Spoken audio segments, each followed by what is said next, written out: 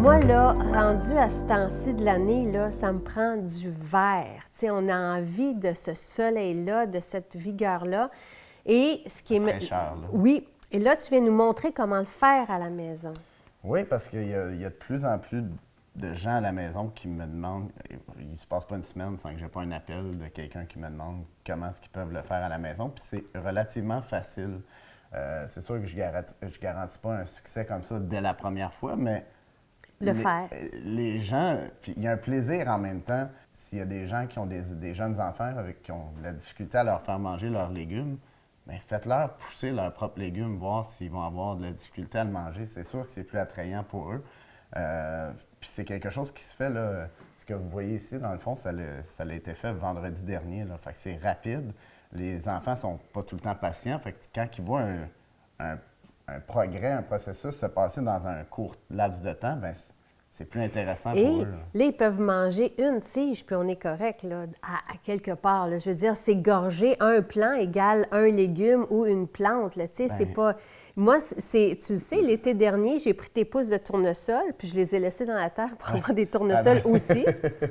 Puis, bien, le tournesol, d'ailleurs, là, pendant qu'on en parle, c'est un des plus riches en protéines. C'est une des protéines végétales les plus complètes. Puis, on parle de 23 de protéines par portion. Bien, donne-nous quelques autres faits comme ça. Le brocoli, il est assez plaisant Bien, aussi. le brocoli, il y a des statistiques qui disent qu'un once de micropouces de brocoli équivaut à une livre et demie de pieds de brocoli en nutriments. Là. C'est immense. C'est quoi la différence entre une micropousse et une pousse? La micropousse, en fait, c'est juste des étapes différentes, c'est des stages. On peut partir avec la germination. Dans le fond, la germination, c'est... la graine? C'est la semence, aussitôt qu'on la fait germer, qu'on voit la semence sortir, on voit le premier germe sortir de la graine qui a fendu, si on veut. Là. Ça, c'est une germination. C'est quand on voit la première racine, si on veut le vulgariser, là, sortir, ça, c'est une germination. Le stade suivant, la micropousse, c'est quand on voit la première petite tige sortir avec les premiers petits cotylédons. Les cotylédons, souvent, c'est les premières feuilles qu'on voit qui ne sont pas réellement des feuilles, qui sont différentes de la feuille finale qu'ils vont avoir. On apprenait ça en biologie. Exact. Les cotylédons. En sciences, nous autres, ils appellent ça science nature. C'est ça. Puis, Donc, ça, dans le fond, c'est la micropousse. Parfait. Ce stade-là va être la micropousse. Ensuite, donc, très riche en nutriments, c'est ça? Parce que tous les nutriments fond, sont condensés dedans. La plupart des nutriments se trouvent déjà dans le plant au format bébé. Un plant final de brocoli, par exemple, est 90 d'eau. Les nutriments, tu les retrouves pratiquement tous, et même des fois plus, dans le bébé plant. Dans le fond, ce qui est important à la terre, c'est qu'elle soit bien humide. Si vous faites juste prendre une terre sèche et puis l'arroser, ce qui se passe, c'est que l'eau va se drainer, puis jamais votre terre va se gorger complètement. OK. Un peu comme quand vous plantez vos plantes à la maison, là, vous emplissez le casseau, mais vous ne tapez pas la terre parce que vous allez voir les racines de pousses. C'est très délicat, c'est très petit. Fait que si vous entassez votre terre, Ils ne pourront pas aller se faire un chemin. Ils vont avoir du mal à se frayer un chemin. Et tu as fait de la même chose dans le plateau. Tu as mis de la terre. Oui. Puis tu as fait à la maison un presse-terre. Oui, puis ça, ça a l'air assez rustique, là, mais c'est carrément ce qu'on utilise pour notre production. OK. C'est nos outils que j'avais inventés à la base, puis on utilise encore ça. J'ai la même chose ici parce que... Pour le casseau. Pour le Bravo. casseau. Parce que dans le fond, il y a certaines semences, comme je disais, que je vais mettre sur la terre, que juste en les mettant par-dessus le terreau et puis les mettre en état de serre, ils vont germer. Il y a des semences, par contre, des semences à coquille comme le tournesol, où la semence est dans la coquille, ou des semences plus grosses que le radis. Je ne sais pas si on peut voir de près, là. Ça, c'est le radis.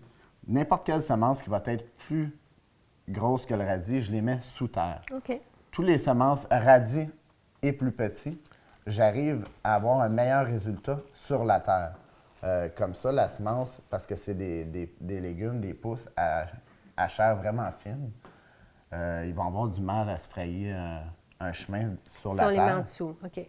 Puis souvent, ce que ça va donner, c'est que ça ne donnera pas un beau petit tapis égal comme ça. C'est qu'il y en a qui vont germer plus rapidement que d'autres. Puis là, pour donner quelque chose de bien uniforme comme ça, j'apprends tous tes secrets. C'est mon truc. OK, Je c'est suis bon. en train de partager mes secrets. Oui, mais là. c'est le fun, Steve. C'est merveilleux parce qu'écoute, sinon c'est famille, décourageant. On est en famille, puis c'est décourageant si tu te donnes tout ce mal-là, puis ça ne pousse pas. Non. Fait que merci de les Donc, partager. ça fait partie de mes secrets. C'est que la plupart des semences, je les sème sur la terre.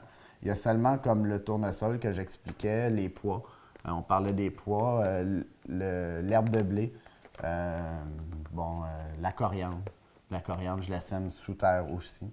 Donc, quand tu sèmes sous terre, tu vas venir... Je vais venir taper un petit peu. Taper ta terre. L'important, c'est que, étant donné que je n'ai pas écrasé dès le départ, j'ai encore un jeu. Là. Donc, en la tapant un petit peu, je n'empêche pas de germer et de former ses racines. Même chose pour le grand plateau ici. Je ne l'avais pas empli au complet. J'ai juste mis un fond. Là, j'ai pu le taper comme il faut. Puis après ça, je vais pouvoir appliquer mes semences et puis y mettre une fine couche de terre. Une autre chose qui est important, c'est de ne pas mettre trop de semences. On veut avoir un casseau qui est fourni. Oui. Fait que ça prend quand même passablement de semences pour arriver à un contenu comme ça. Mais si on en met trop, là, si les semences se trouchent trop dans notre casseau, là, on crée de la moisissure. C'est que dans le fond, une et l'autre ne respirent pas et puis on va avoir des moisissures dans le casseau. Donc, ici, j'ai une tablespoon, une teaspoon. Je peux faire la traduction. Une cuillère à table et une cuillère à thé. Donc, on applique les semences. C'est important, comme je disais, de les étaler comme il faut, d'avoir le moins de semences possible qui se chevauchent une et l'autre. Là, je ne penche pas trop pour pas que ça dégringole, là, mais on le voit. Là. Fait que ça, c'est le secret d'un beau plateau. Oui. Donc, ça, c'est le chou rouge. J'ai mis une teaspoon pour notre contenant de 3 pouces sur 1 pouce. Pour ceux qui sont français. Là, on se pratique un peu la dextérité pour que ça soit pas tous empilés. Là, ça a l'air de rien, mais on fait des mouvements fluides. Là, c'est comme ça qu'on peut avoir un casseau qui est bien uniforme comme ça. Donc, on nettoie les trucs à chaque fois. Donc, vous voyez, là, il y a seulement le tournesol qui est un peu plus entré dans le contenant. C'est lui qu'on va enterrer sous terre. Donc, même chose, une cuillère à table, une cuillère à thé. En fait, celui-là, non. C'est une cuillerée à thé et demi. Donc, ici, on a eu une cuillerée à table, une cuillerée à thé. Ici, j'ai mis une cuillerée à thé seulement pour le chou rouge. Et puis, pour le radis, j'ai mis une cuillerée à thé et demi. Donc, comme je disais, là, ils ont des quantités. Vu la grosseur de la semence, si la grosseur de la semence est différente, plus la semence est grosse, plus ma quantité va être grande. Bébé se réveille. Bébé se réveille. Tu veux-tu le faire tout seul? Il n'y a aucun problème. Oui, je suis là, mon bébé. Mon plateau, dans le fond, équivaut à 12 portions de mes petits contenants. Donc, normalement, je mettrais par petit contenant une cuillerée à table. Là, ce que je vais faire, c'est que je vais en mettre 12. Donc, l'important, encore une fois, c'est d'y aller le plus uniformément possible. Là, je vais essayer. C'est sûr que je me casse un peu moins la tête dans les serres. On va essayer de ne pas en mettre partout. Donc, je m'en viens juste recouvrir ma semence, comme ça ici, uniformément, sans appliquer de pression. Ensuite, là, l'étape suivante, c'est d'attendre. Mais pendant qu'on attend, dans le fond, naturellement, à tous les jours, on doit le vaporiser. Fait que ça, c'est plus le peroxyde, c'est seulement de l'eau claire. C'est de le vaporiser comme ça, de temps à autre, et de créer un effet de serre. Donc, l'effet de serre, on va le créer en appliquant un contenant. Ça, vous allez pouvoir trouver ça, ces plateaux-là, dans les petites pépinières, là, assez facilement. C'est juste de le recouvrir comme ça. Ici, on a pris une cloche à gâteau, dans le fond, là, les gâteaux qu'on achète à l'épicerie. Puis, ça, c'est le résultat final, on dirait, environ 4 jours après. Si jamais vous en produisez plus que vous pouvez en consommer, en fait, vous pouvez tout simplement, quand ils sont rendus à grandeur, à hauteur voulue, les placer au réfrigérateur. Ce que ça fait, dans le fond, c'est que les pousses vont tomber en dormance. Ils restent vivantes ils restent aussi goûteuses, mais ils tombent en dormance, donc ils arrêtent de grandir parce que plus la pousse grandit, plus elle perd de sa concentration en goût et en nutriments. Donc l'idée, là, c'est quand ils sont arrivés à maturité, soit vous les consommez, soit vous les placez au réfrigérateur pour les garder courtes. C'est aussi simple que ça, faire des pousses. De rien, Jacinthe!